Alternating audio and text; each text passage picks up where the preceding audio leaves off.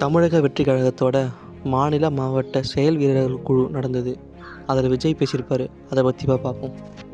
அவர் சொன்ன ஃபஸ்ட்டு விஷயம் என்னென்னா, பிஜேபி கிட்ட திமுக வந்து மறைமுகமாக சரண்டர் ஆகிட்டாங்க, ஏடிஎம்கே வந்து டைரெக்டாகவே சரண்டர் ஆகிட்டாங்க அப்படின்னு சொல்லியிருக்காரு.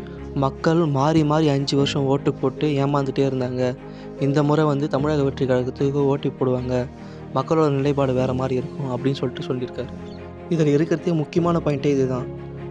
நான் ஆட்சிக்கு வந்தால் ஊழல் செய்ய மாட்டேன், இதுக்கு முன்னாடி செஞ்ச மாதிரி நானும் இப்போ ஊழல் செய்ய மாட்டேன், எதுக்குமே ஆசைப்படாத ஒருத்தன் அரசியலுக்கு வந்தால் என்ன பண்ணுவான் அப்படின்னு சொல்லிட்டு நீங்கள் இனிமேல் பார்ப்பீங்க அப்படின்னு சொல்லியிருக்காரு. அப்புறம் ஒவ்வொரு வீட்டுக்கு போயிட்டு ஓட்டை கன்ஃபார்ம் பண்ண சொல்கிறாங்க, விசில் சின்னத்தில் ஆதரவு தெரிவிக்க கேட்குறாங்க, வாக்குச்சாவடிக்கு போயிட்டு விசில் சின்னத்தில் ஆதரவு தெரிவிக்கணும் அப்படின்னு சொல்லியிருக்காரு.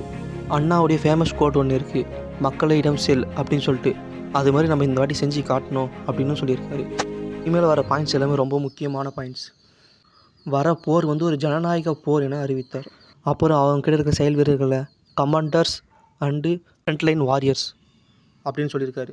வேலு நாச்சியார் எப்படி தன்னுடைய நாட்டை மீட்டெடுத்தாங்களோ அது மாதிரி நம்மளும் தமிழ்நாட்டை மீட்டெடுக்கணும்னு சொன்னார்.